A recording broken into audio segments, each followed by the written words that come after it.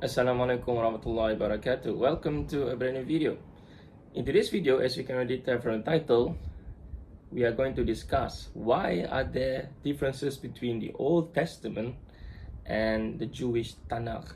Right? Basically, these two are the same thing, basically. But why are the authors of the book different in the Old Testament as compared to the Jewish Tanakh? This has to do with the tradition behind its canonization. And so the Old Testament is the Christian first portion of the Bible. And these books are also found in the Jewish Tanakh, basically the scripture of the Jews. The Jews do not accept the Christian terminology of Old Testament because the Jews do not believe that their scripture is considered old. And the term Old Testament, which basically under the Christian umbrella, has the connotation whereby the New Testament has superseded the Old Testament, and this is Christian theology, right? So which is why the laws that are found in the Old Testament, especially in the Torah, Book of Numbers and Leviticus, sacrificing, right, all these sacrificial rites are no longer applied. The Christians do not apply these laws to their daily lives because they believe, according to Paul in Galatians as well as in Romans, that these laws are no longer bounded by the Christians. Okay, and this is the interpretation.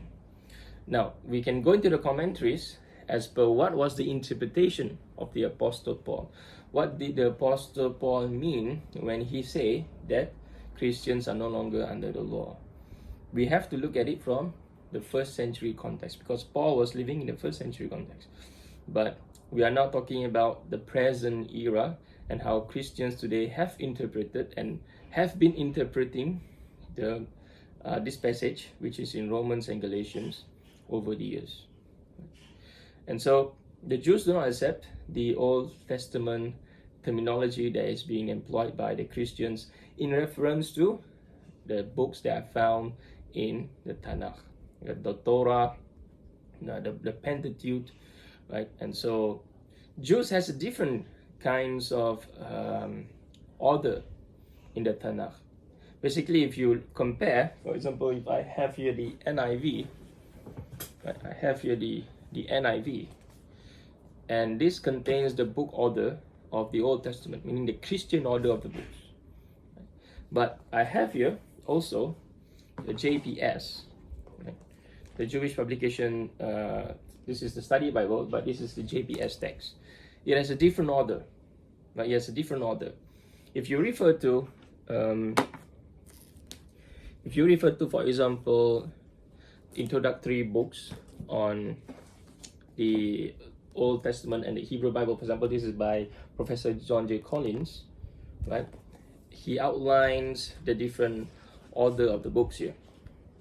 So we have a different order between the Protestant canon, the Protestant Old Testament, the Catholic Old Testament, as well as the Jewish Bible, the Hebrew Bible.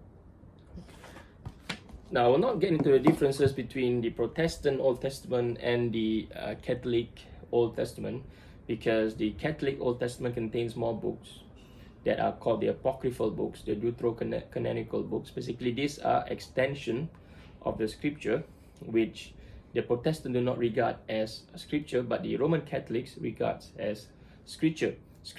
This is in response at the Council of Trent, in response to the Aquinas movement, if you want to call it that.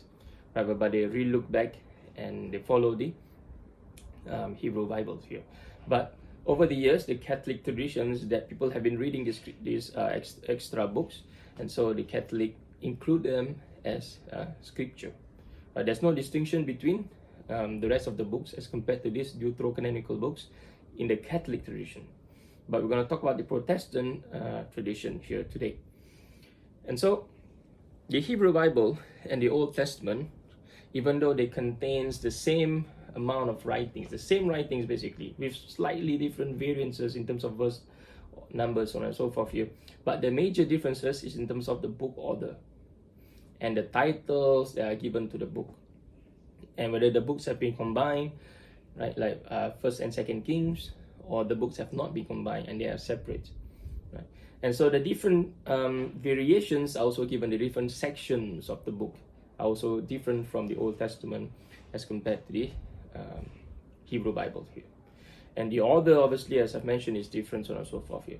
Right, so now, with that background context in mind, we are going to answer the question, why are there differences? Why are these traditions different? Why are the arrangement of the books in the Hebrew Bible different as compared to the Old Testament?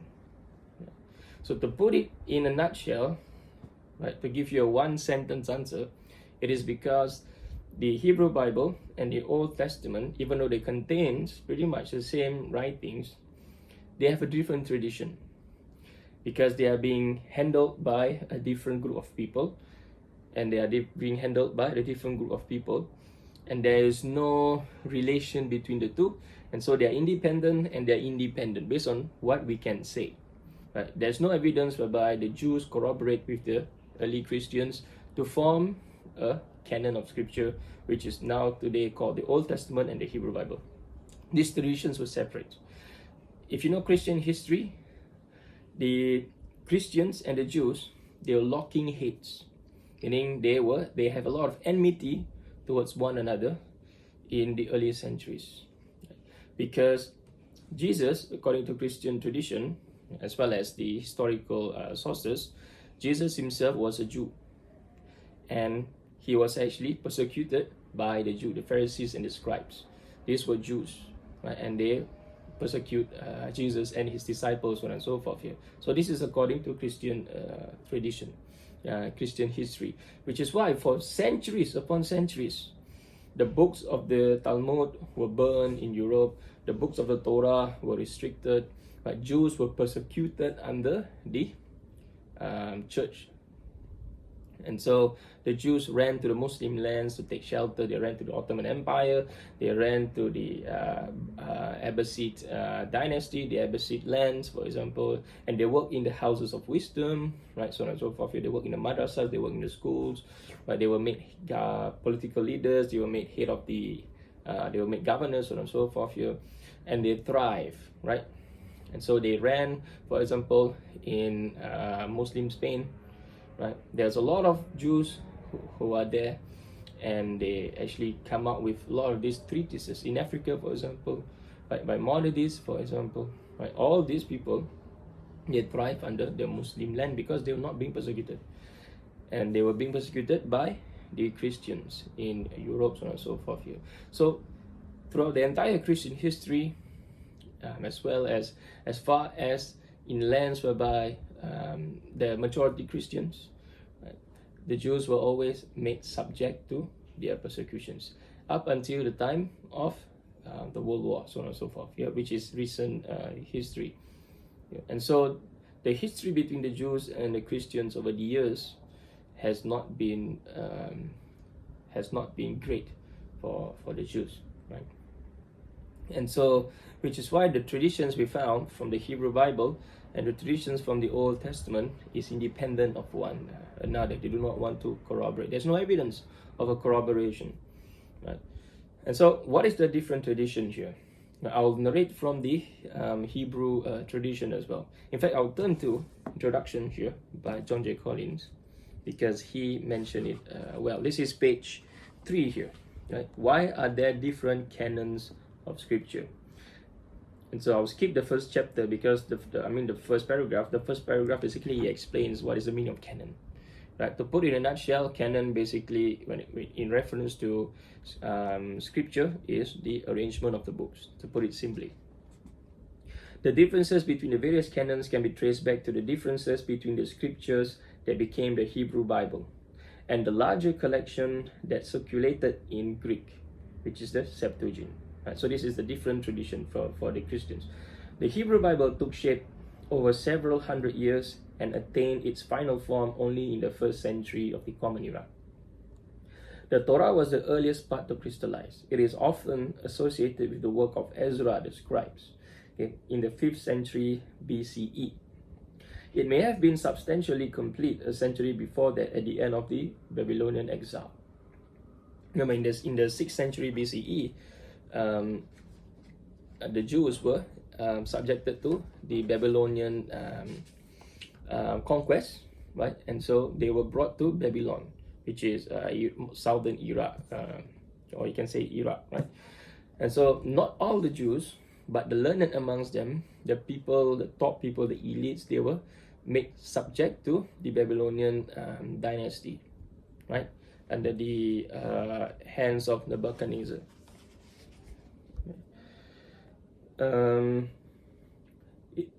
It may have been substantially complete a century before that, at the end of the Babylonian exile, okay, which ended 539 before the Common Era. But there may have also been some additions or modifications after the time of Ezra the scribe. The Hebrew collection of the prophets seems to have been formed before the 2nd century BCE. We find references to the Torah and the prophets as authoritative scriptures in the 2nd century BCE in the book of Ben Sirah, okay, as Ecclesiasticus. And again in the Dead Sea Scrolls, in a document known as 4QMMT. Right, let's turn to Ben Sirah here, for example, for a moment, and read to you what Ben Sirah actually says. Right. Let me put a marker here. Right, so this is the prologue to the book of Ben Sirah, which is the deuterocanonical works here. And I'm reading here from the, what book is this? The HarperCollins Study Bible. And so many great teachings have been given to us through the law and the prophets and the others that followed them. And for this we should praise Israel for instruction and wisdom. Not the land of Israel today, right? But the Israelites, the people, right, of the past, which is different from the Yahuds, which is different from the Jews of today. And so we're making a distinction here. Now, those who read the scriptures must not only themselves understand them, but must also, as lovers of learning, be able through the spoken and written word to help the outsiders, meaning to give da'wah, right? To explain the scripture to the outsiders here, the goyim, the non-Jews here, right? So my grandfather Jesus, who had devoted himself especially to the reading of the law and the prophets and the other books of our ancestors, and had acquired considerable proficiency in them, was himself also led to write something pertaining to instruction and wisdom, so that by becoming familiar also with his book, those who love learning might make even greater progress in living according to the law. Right? Jesus here mentioned is not Jesus of Nazareth. Right? The name Jesus is very common, right, in Palestine. Right? So it is not in reference to Jesus of Nazareth. Right? And so we read here the commentary. The prologue was written by Ben Sirah's grandson, who explains the importance of the book, the relationship of his translation to Ben Sirah's Hebrew, and the circumstances of its publication for those living abroad. The law and the prophets and the other books, the Hebrew scriptures, this is the earliest clear reference to such a threefold classification. Meaning, according to the Hebrew Bible, we have three sections. Right? We have the Torah, okay, the prophetic writings, as well as the other writings. So these three portions made up the Tanakh, right? So instruction and wisdom, perhaps a combination of Torah, instruction, and proverbial wisdom, characteristics of his grandfather's book. There may be an allusion to Deuteronomy 4:6. Okay? Now, so again, so on and so forth. So the prologue to Ben Sirah here, right, actually outlines the Hebrew Bible, the three sections of the Hebrew Bible. And this book was influential for the later rabbis, right, which I will come to inshallah. And so we carry on here and continue reading what Professor Collins has to say.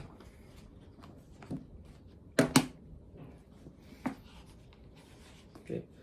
The book of Daniel, which was composed about 164 before the Common Era, did not find a place among the prophets in the Hebrew Bible. And this has often been taken as an indication that the collection of the prophets was already fixed at the time of its composition, in the composition of the book of Daniel. The preface to the book of Ben Sirah, which we have read, okay, also mentions other writings that were regarded as authoritative. That does not, however, seem to have been any definitive list of writings of this period. Okay. So there seem to not have been any definitive list of these writings before the 1st century. Most references to the Jewish scriptures in the laws and the prophets. Okay. Most references to the Jewish scriptures in the writings of this period, including references in the New Testament, speak only of the law and the prophets. Right. The Psalms are sometimes added as a third category. The Dead Sea Scrolls include a Psalms scroll that has additional Psalms, and this would seem to indicate that the canonical collection of Psalms had not yet been fixed.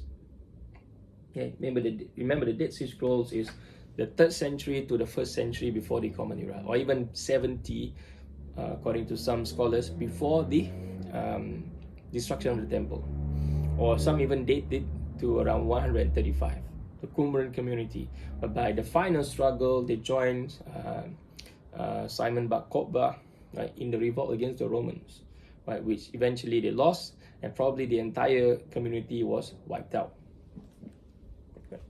So Dead Sea Scrolls, probably if we take the earliest dating or the latest dating to around 135 of the Common Era. The Dead Sea Scrolls include some scrolls that has additional Psalms, and this would seem to indicate that the canonical collection of Psalms had not yet been fixed. The first references to a fixed number of authoritative Hebrew writings are found towards the end of the 1st century CE, of the Common Era. The Jewish historian Josephus gives the number as 22, while the Jewish Apocalypse of 4 Ezra speaks of 24. Okay. It is possible, however, that both had the same books in mind, but that Josephus combined some books. Okay. And so it became 22 instead of 24. Right. The fixing of the Hebrew canon is often associated with the so-called Council of Jamnia, the discussion of an authoritative group of rabbis in the period after the fall of Jerusalem in the 70 CE. It is misleading, however, to speak of a Council of Jamnia. It suggests a meeting like the great ecumenical councils of the Christian church in later centuries.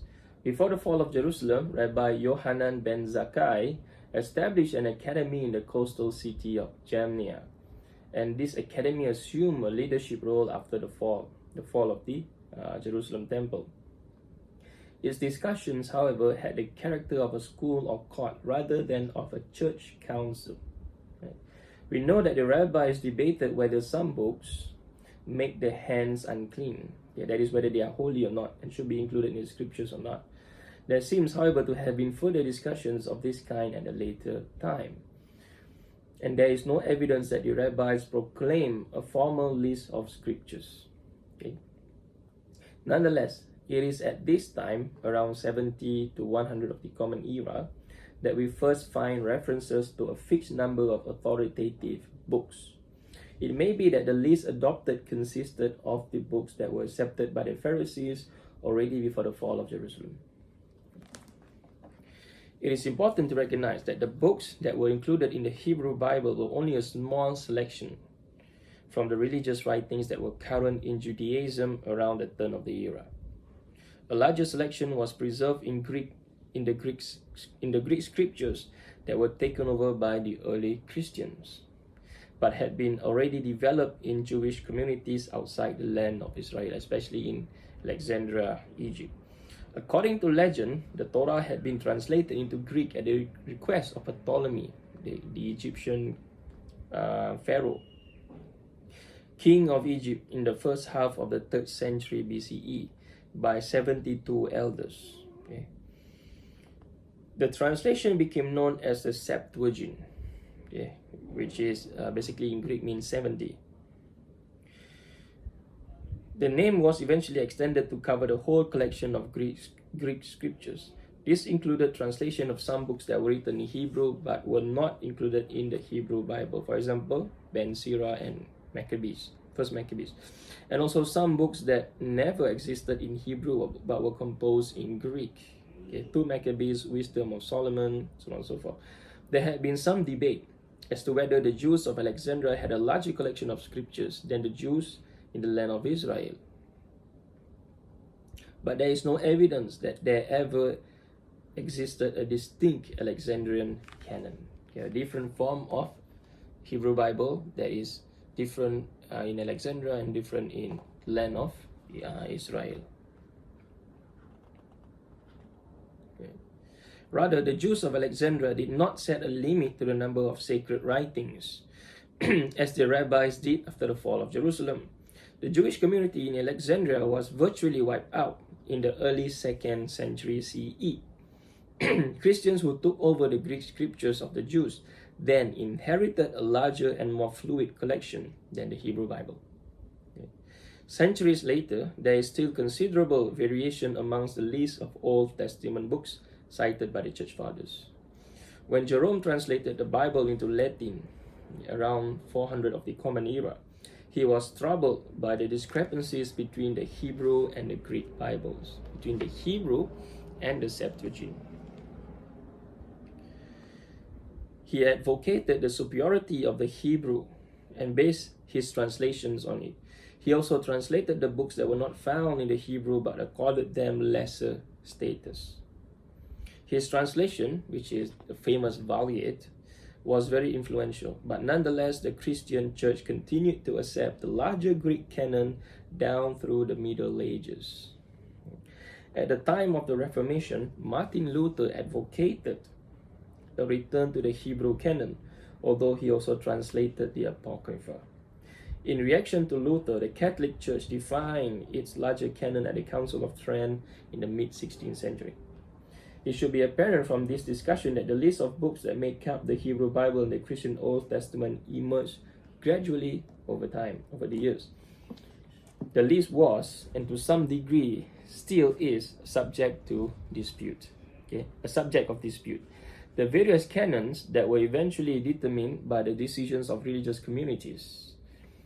Christian theology has often drawn a sharp line between scripture and traditions. But in fact, scripture itself is a product of tradition. Its content and shape have been matters of debate and are subject to the decisions of religious authorities in the various religious traditions. Right? And so the Christians, the Old Testament, and the Jewish Hebrew Bible, they have a different tradition.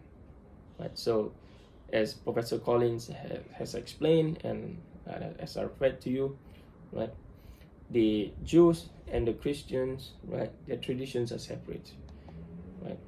And Christians mostly depended on the Greek translation, even though Jerome later on in the 5th century, right, he advocated, he translated, and he gave precedence to the Hebrew scriptures.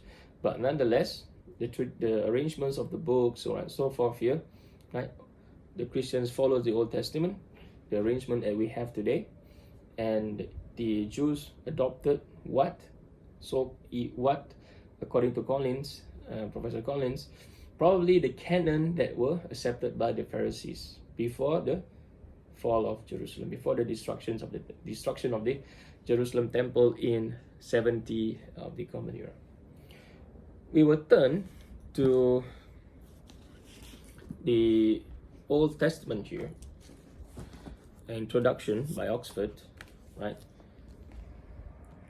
This is the Old Testament, a history and literary introduction to Hebrew Scripture. And we will read the same thing, but this one has its own nuances here, right? This is page 5 here, the process of canonization, right? And this is in reference to the Jewish canon here.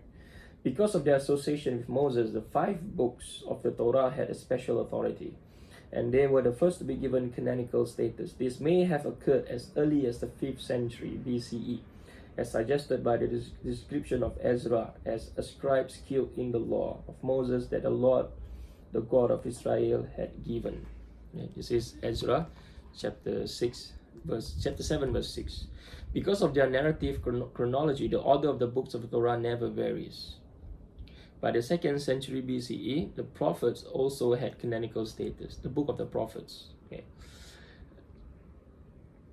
A late 2nd century BCE source, the prologue to the book of Sirach, refers to the law and the prophets. We find the same terminology in other Jewish works of that period and later, as well as in the New Testament. The traditional order of the major prophets is chronological. We have the book of Isaiah, followed by Jeremiah and Ezekiel, but this varies in some manuscripts. For example, in some manuscripts, Isaiah comes after Jeremiah or after Ezekiel. The order of the 12 minor prophets varies even more in different manuscripts. Okay. And so during this time, there is no really fixed order of the books. We have some books are written, arranged differently, so on and so forth here, right? Remember, these are all written in scrolls, right? And so there's no the excuse whereby, the pages fall off and then they just bind everything together. There's no excuse because these are written in scrolls. The writings were the last part of the Jewish canon, meaning the third portion, the writings, the other writings. The writings were the last part of the Jewish canon to be collected and designated as authoritative. Although this process apparently was not complete until at least the 2nd century CE. Okay. After the Law and the Prophets, the prologue to Ben Sirach mentions other books without specifying their content. Similarly, Luke 24:44 refers to the Law of Moses, the Prophets, and the Psalms. Right. As these fairly vague designations of the third part of the Jewish canon imply, its contents were somewhat fluid, as was the order of the books in it. Right? And so now we will turn to the Old Testament, okay, the Christian canon. Okay, this is page 7. The order. Christians also rearranged the order of the books of the developing Jewish canon into 3 slightly different divisions. The first division contained what were considered the historical writings and included the Torah and the former prophets in the same order as in the Jewish canon. So when Christians adopted this, they arranged. Remember, the Hebrew Bible tradition came first, and Christians adopted it later on, right? And so when Christians adopted it, for whatever reason, probably due to animosity or something like that, we do not know, right? They rearranged the books here. The books of Ruth, part of the Jewish collections of writings, was placed after the book of Judges because it is set in the days that the judges judge. Right?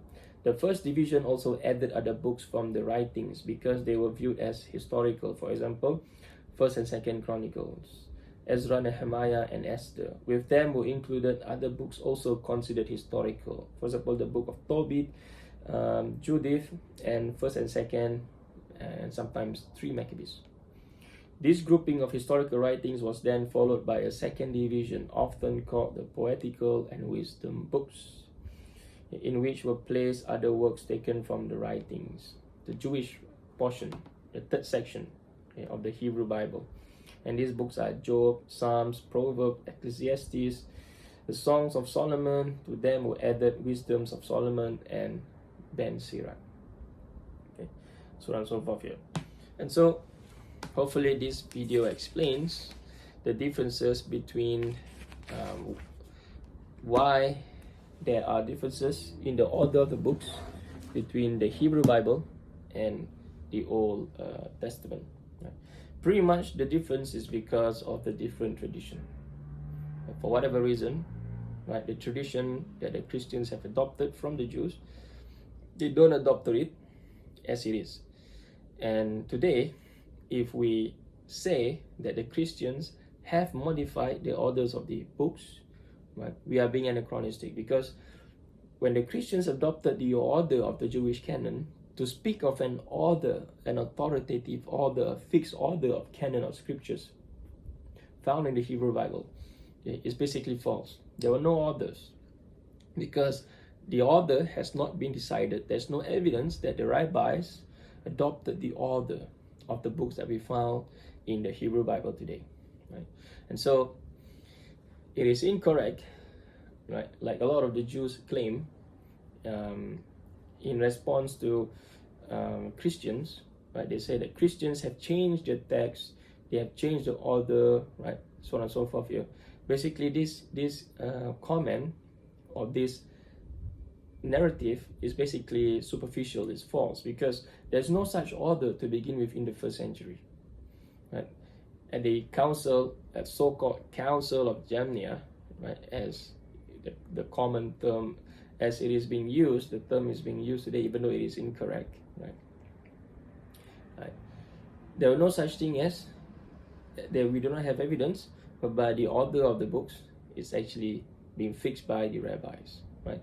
What probably happened is that they accepted the author as defined by the Pharisees.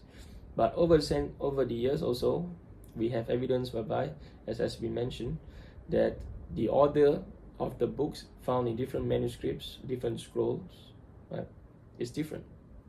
And so there is no such thing as a fixed order. It is still very fluid. Right? People were adopting this order, or they were rearranging books themselves. Right? And the Christians, they were rearranging the books themselves. There's no fixed order. Right? So it's very fluid. So to speak of an order of the canon of scriptures in the early centuries, the first century, second centuries, right, is basically false. There's no such thing. We do not have an order of the books. Right? And so the canon of scriptures, the order of the canon of scriptures, they slowly became what it is. They became accepted, and it took over the years. It is across a span of centuries. It is not within the first and second century, right? There could probably have been a fixed canon, right? But to say that it is fixed and authorized by a council, by a Jewish council, there's no evidence for that, right? Probably there are strong canon or strong order of books that says, okay, this is the order of the books, and people accepted it for what it is. And so it became a tradition whereby you cannot reorder because it is haram, according to the Jews, to rearrange the order of the scripture, right? For those who adopted the conservative views, right? You cannot rearrange, you cannot even move the order. Same for Muslims, you cannot change the order of the Quran. Right? It is haram, it is impermissible, it's prohibited, and is a major sin. And so you cannot change the order here, right? And so what probably happened is, over the years, people came to accept for what it is, because it is a tradition that has been handed down to them. Right? And so hopefully this video explains. If you ever wondered why is there a different order of the books between the Old Testament and the Hebrew Bible, that explains it. Right? So in a nutshell, to end this video, it came from a different tradition, and it came from a tradition whereby the order of the books were fluid. There's no such counsel to say that this is the order of the Old Testament and this is the order of the Hebrew Bible. Right? There's no such thing in the first and second century of the Common Era. So I'll see you in my next one. Assalamualaikum warahmatullahi wabarakatuh.